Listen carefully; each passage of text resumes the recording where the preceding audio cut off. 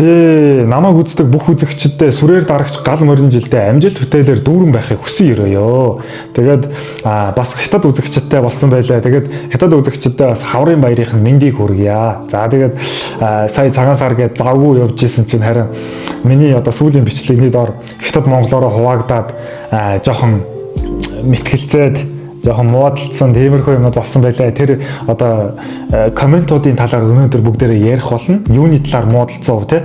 За хамгийн ихэнд болохоор монгол комментуудаас эхэлчихье. За монгол нэг хоёрхан комментэнд хариу өгөөд тэгээд цаашаа хятад одоо ханзаар бичсэн байгаа комментнуудад хариулаад явнаа. За хамгийн ихнийх нь болохоор хошин шогийн тоглолт үзүүлээд байгаа юм уу? Чи үзэн ядах бичлэг хийгээд байгаа юм уу гэсэн байна. За энэ болохоор нэг жоохон агуулгын хувьд жоохон алдаатай. Тэгэхээр би энэ хүнийг ер нь бол хятад хүн бичсэн болов уу гэж бас бодож байна. За тэгээд бас ер нь бол монгол хүмүүс маа ч гэсэн чи ер нь бол зүгээр хятадыг үзэн яддаг болохоор хятадыг харлуулах гэж байна гэсэн хүмүүс айгүй их байсан. За тэр хүмүүстэй хандаж хэлэхэд юу ярьж байгаа талаар орчуулга хийдэг гэхгүй. Одоо хятад хүмүүс өөрсдийнхөө талаар юу ярьж байгаа талаар орчуулга хийдэг. Тэгээд хятад хүмүүсийг үзэн ядах зорилго надад ерөөсөй байхгүй байгаа. Тэгээд хэрэг ер нь одоо хятад хэл мэддэг хүмүүс байх юм бол өөрсдөө хятад сайт дээр ч юм уу одоо хайгаад үзээрэй. Хятадууд хүмүүс өөрсдийгөө юу гэж ярьж байна. За бас тэгээд би бас нийгэмд нь болохгүй байгаа юмнуудыг нь бас яриад байдаг байж магадгүй. Тэрэн дээр намайг уучлаарай. Тэгээд ер нь бол юу болж байгаа талаар ер нь хүргэхийг хүсдэг. Тэгээд яг ингээд Монголын талаар бас ер нь бол хятад хүмүүс нэг тийм сайн юм бол яриад байдаггүй. Дандаа л муу хар юмнуудын талаар ингээд бас худал хуурмаг юм мэдээллүүд зохиож яриад байгаа нь би бол биш байгаа шүү. Харин Монголын талаар нэг жоохон тиймэрхүү юмнууд байгаад байдаг. Тэгээд би бол өөрөө бол тийм худал хуурмаг нэг ч одоо юм зохиож ярьсан юм байхгүй. Бас тийм мэдээлж гэсэн цаашаа ч хүрэхгүй. За хоёр дахь комент нь болохоор дээд болохоор хятадын шуул гэсэн утгыг одоо хэлээд байна шүү дээ. Гэхдээ тэр дүү ахал гэж бодож байна. Дүүд хандаж хэлэхэд монголчууд маань ер нь хэдэн мянган жилийн турш те хэдэн зуун биш хэдэн мянган жилийн турш хүйтэн сэрүүн энэ уур амьсгалтай нутагт одоо хувцсгүйгээр амьдарч болно гэж бодож байгаа. Нэг жоохон логиктэй бодох хэрэгтэй те. Тэгэхээр бид нар хувцсгүй байж байгаа. Тэгээд хятад руу дайлаар мордонгуудаа одоо ийм дээлийг нь авсан гэдэг ч юм уу. Иймэрхүү шал утгагүй ийм логикгүй тэгснэ үндэсний дээл хувцс бол манай одоо эртний уламжлал чи бол ер нь бол завтай үед Чингис хааны музейд очиж ер нь Монгол хувцсны түүх одоо хаанаас эхэлж гин бас олдурууд юу вэ? Тэрийг нэг сонирхоод үзээрэй.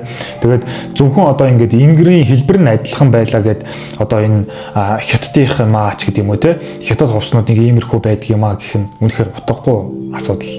Тэгэхээр манай энэ хувцас дээл маань болохоор бүр хэдэн минут. Гэхдээ энэ дүүгийн хэлэх гэсэн санаа нь болохоор эсвэл юу ээж магадгүй одоо өмнө нь бид нар өөр хувцастай байж байгаа дээлийг одоо ингээд хятадаас авсан юм а ч гэдэг юм уу. Тийм хэлэх гээд байгаа юм уу? Би бас яг чиний хэлэх гээд байгааг бүр 100% сайн ойлгохгүй байна. Гэхдээ яг агуулга дээр харагдаж байгаа нь болохоор энэ бол хятадын хувцас шүү гэж хэлэх гээд байгаа юм шиг санагдуулаад байна. За одоо ер нь хятад коммент руугаа оръё. За эхнийх нь болохоор мэдээд байх шаардлагагүй. Одоо энэ нь болохоор ингээд хоёр хүн хоорондоо муудалцсан байлаа. За Монгол үндэсний хувцас нь одоо сүүлийн үед хятадууд хуулаад байгаа. Энэ анхнаасаа монголчуудын дээр үеэсээ хэрэглэж ирсэн хувцас дээл бол за энд бичээд байгаа хятадууд ч бай, өвөрлөгчд ч бай, хятадын нэрт эдийн засагч Хуан Ангааны бичсэн Баян хятад орон ядуу хятад иргэд номыг уншаад үзээрэй. Өөрсдийнхөө байдлаа мэдээд аваарэ гэд зөвлөё гэд нэг монгол хүн одоо ингээ комент үлдээсэн байсан чинь тэрний доотлол болохоор мэдээд байх шаардлагагүй. Хуучны бүхэн холдон одож шинэ эрүүн үе эхэлж байна. Хятад болон Орос улсад Монгол шиг аюултай амар тайван бус газар ерөөсөө хэрэггүй гэсэн байна. За тэгэхээр агуулга нь болохоор хятад ч бай, Оросд ч бай, Монгол гэдэг улс нь хэрэггүй гэсэн утга агуулгатай тийм комент хятад хүн үлдээсэн байна ханзаар. За тэгэхээр энэ миний бичлэгч ч юм уу те ерөөсөө саяны эсвэл нөгөө тэр одоо монгол хүний үлдээсэн коммент дээр хятад юм уу, Орос юм уу, Монголд хэрэгтэй гэсэн агуулга ерөөсөө ороогүй байгаа. Тэгэхээр та сайн ойлгоогүй шүү энэ хятад коммент үлдээсэн үнэ. За миний хувьд болохоор зөвхөн тодорхой нэг үйл явдал ч юм уу те соёлын ялгааны тухай л ер нь бол яриа яваад байгаа шүү дээ. За тэгэхээр энэ хятад хүмүүс маань ер нь бол сайн ойлгоогүй байж гад коммент үлдээсэн байх шүү те. Дараагийнх нь болохоор хятадуудад дэлхийн нийтээрээ дургүй байдаг нь та нарын энэ мэт ичхүүргүй увайгүй байр байдлаас ч болж байгаа юм шүү дээ. Тэгээд доотлих нь болохоор би бүтэн оруулаагүй яадаг ч гэсэн нэг иймэрхүү агуулгатай юм хэлсэн байна. Тэгсэн чинь тэрний хариунд болохоор ер нь бол энэ бичлэгийг үзээд олж ойлгосон байгаа. Та нар эхлээд хятад улсыг үл хүндэтгсэн. Битгий манай уулд хятад улсыг ичхүүргүй увайгүй гэж хэл. Мөн манай хятад улсыг өдөөд хэрэггүй шүү. Хятад юм уу Орос улсад нэгдэн орсны дараа чи хятад улсыг баян юм уу ядуу гэж яар. Орос ч гэсэн адилхан. Оростой нэгдсэний дараа Орос баян уу ядуу гэж яриа гэсэн байна. Ер нь бол манай улсыг үл хүндэтгэлээ гэсэн агуулгатай байна те. Тэгэхээр иймэрхүү агуулга одоо эсвэл хандлага мэдрэгдсэн бол уучлаарай. Би хятад улсыг үл хүндэтгсэн үг бол ер нь хэлээгүй. Тэгээд нэг залуугийн хөдөлгөөн одоо тэр одоо ингээд соёлын ялгаа байж магадгүй л те. Жохон нэг сонин хөдлөөл ингээд сонин дуурайд байсан.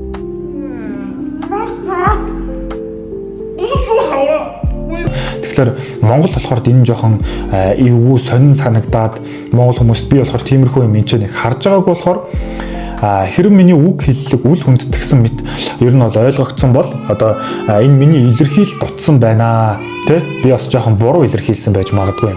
Харин Монгол улс нь өөр улсын одоо нэг хэсэг болох ер нь бол сонирхол байхгүй. Энийг ер нь бол масаараа ер нь бол дэмжихгүй.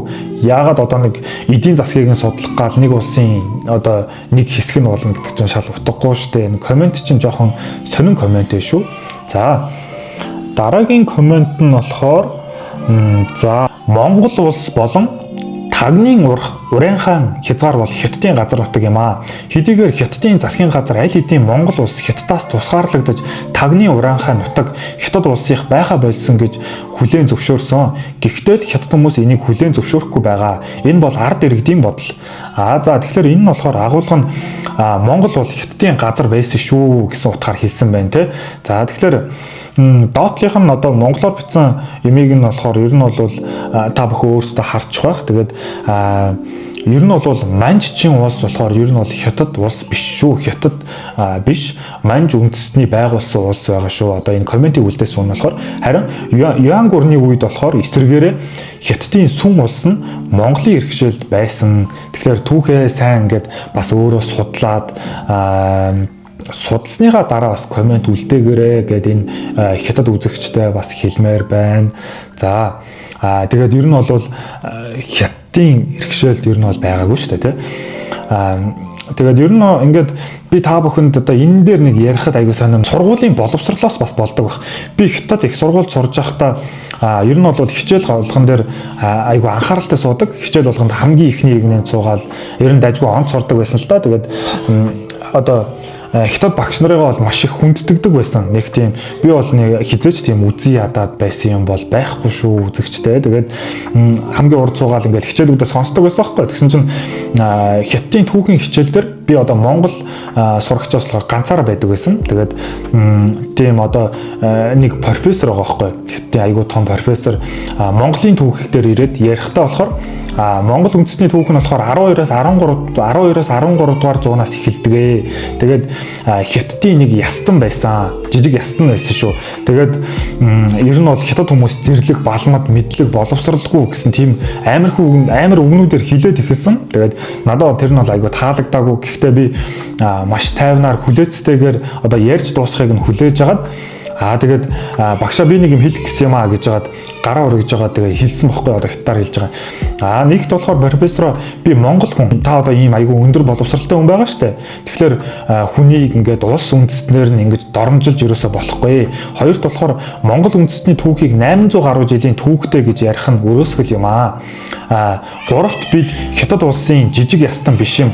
Монгол үндэст нь хүннүү үрний үеэс төрт ус болчихсон байсан гэд ер нь бол ингээд тайлбарлаад хэлж байгаа байхгүй тэр том профессорт хэлж байгаа. Тэгсэн чинь ингээд тэр профессор болохоор харж харжснаа алгаа ташснаа инээснэ чи мэрэгжлээ буруу сонгоцсон байж тээ.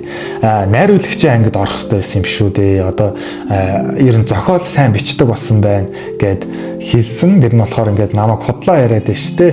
Танай түүх бол тийм урт биш. Манай хятадын нэг хэсэг ч гэдэг юм. Тиймэрхүү юм ингээд ярьсан. За тэр үед болохоор би жоохон ингээд мэтгэлцэх гэж үзсэн. Тэгээд миний хувьд болохоор уураар бүх юмыг шийдэх нь болохоор шал тэнэг. Тийм болохоор би тэнцээ одоо тэр эмэгтэй багшийг очоод цогтөг ч юм уу эсвэл хараадаг ч юм уу тийм үйлдэл ерөөсө гаргаагүй. Харин баримттайгаар түүхээ яриад тэгтээ ерөөсө тэр багш үгүй ерөөсө хүлээн зөвшөөрөөгүй. Тэгээд надад болохоор хамгийн харамсалтай санагдсан манай сургуульд болохоор 110-аад орны сурагчид байдаг. Тэгээд тийм олон сурагчдад одоо ийм буруу түгээгээ те Монгол хүмүүс нь ийм Монгол хүмүүсийн түүх богинохон за ингээд хүмүүс нь бол зэрлэг балмад гэж хэлж дамжуулж түгээж ингэж маш олон үеийн одоо ер нь бол доод үеийн залуучуудад ч гэсэн тэгээд заагаад явж байгаа бах тэр багш. Тэгэхээр энэ нь бол үнэхээр харамсалтай санагдсан. Тэгээд Монгол улс нь одоо Хятадын нэг хэсэг юм аа гэж бодох нь болохоор ер нь бол энэ боловсралтай бас холбоотой байх те. Сургуульд нь тэгж зааж байгаа болохоор тэр хүмүүс бүгдээрээ ер нь тэгж бодож байгаа хэл та. За энэ ч яг хуу. Дөрөв дахь коммент нь болохоор за ерөөсөө л Монголын өв соёл түүх уламжлалыг оюуны өмч болгох хэрэгтэй. Одоо жишээ нь Чингис хааныг манайх гэх хандлагатай өөр улсын иргэн за ингээд ер нь бол Чингис хааныг өөр улсынхан одоо ингээд манайх гэдэг байна гэсэн тийм агуулгатай коммент ингээд нэг монгол үзэгч маань бичсэн байна л да. Дөнгөд тэрний хариуд болохоор энэ Хятад одоо үзэгч маань болохоор Чингис хааны алтан үеийн үр хойч нь өвөр Монголын өөртөө засах хооронд байдаг. Голчлоо хоёр нутагт байдаг шүү. Тэгээд Ордос нутгийн эзэн хороо хошуунд тэгээд Чингис хааны үр хойч нь ингээд өвөр Монголд байдаг л гэсэн утгаар ингээд ер нь бол бичсэн байна. Тэгэхээр Чингис хааны үр хойч зөвхөн нэг улсад ч юм уу одоо Хятад ч юм уу Монгол ч юм уу бас байдаггүй. Монгол улс, Оросын холбооны улс, Казахстан зэрэг олнууд одоо бас Хятад бас ингээд байдаг. Тэгэхээр ер нь бол зөвхөн ингээд Хятадын үр Монгол өөртөө засах хооронд байдаг бас биш шүү. Тэрийг бас буруу ойлгосон байна. Тэгээд зөндөө юу байгаа. Тэгээ Монгол улсад ч гэсэн ер нь бол байдаг байгаа шүү. Тэрийг ойлгоорой. За дараагийнх нь болохоор англиар бичсэн байлээ. Тэгээд бас ер нь бол Хятад хүнл бичсэн байх л да. Хятадууд 3000 жилийн өмнөөс Шан улсын үеэс одоо баруун ингэртэй, баруун талаараа дардаг захтай хувцас өмсдөг байсан бол Чингис хааны өмсөж байгаа баруун ингэртэй дээл нь баруунаа дарсан дээл нь болохоор 1000 гаруй жилийн л өмнөх явдал юм шүү. За тэгэхээр ер нь болохоор баруунаа ингэж дарсан ингэртэй хувцас нь Шан улсаас Хятадаас ингэж гаралтай гэсэн байна. За тэгэхээр хувцсны ингэр нь адилхан байлаа гэдээ ер нь бүхэл бүтэн соёл иргэншлийг нэг улсад бас хамааруулж болохгүй те. Одоо хүйтэн бүсийн нүүдэлчдийн хувцас, тариалангийн бүсийн хувцас ижил шалтгаанаар төстэй хэлбэртэй байж бас болно. Соёлын нөлөөлөл харилцан бас бие биентэйгээ ингээд нөлөөсөн байх магадлалтай. Казахстан, одоо Япон ч юм уу те, Солонгос хүмүүс бас ингээд зүүнээсээ баруунаа ингээд ингэрээ дарсан юм одоо хувцастай байх юм бол бүгдээрээ Хятадын хувцас гэдэг бас жоохон утгагүй шүү дээ тий. Тэгэхээр нэг одоо хувцсан дээр ер нь бол дээр хувцснууд нэлээд төстэй байгаа. Гэхдээ зүүнээс баруун руугаа дарсан хувцас нь бүгдээрээ ингээд манайх шүү энэ төр гэж ярих нь жоохон тиймэрхүү байх. Тэгэхээр ер нь бол би бас одоо Хятадыг үзэн ядагч ч юм уу тийм хүн бол биш. За тэгээд намайг их сургуультай бас тэгэж намайг ер нь бол доромжлоод ингээд танаа Монгол хүмүүс чинь иймэрхүү шүү энэ төр гэд би тэгэхэд мэтгэлцэж гэсэн ер нь бол би тэр хүнийг нэг үзэн ядаад байсан юм бол байхгүй. Тэгээд хүн болгоны бодол тэр чинь болохоор хувь хүн байхгүй. Одоо би одоо нэг хүнээс болоод нэг улсыг үзэн ядахгүй. За тэгээд миний ярьж байгаа одоо энэ үзий ядаад ингээд үл ошоогоо эсвэл үл хүндтгсэн юм шиг байх юм бол энэ бол миний одоо илэрхийлэл дутмаг байсан байх. Тэгэхээр би хооштой зөвхөн мэдээлэл хүргэх тал дээр анхаарна. За тэгээд үзий явдал баярлалаа.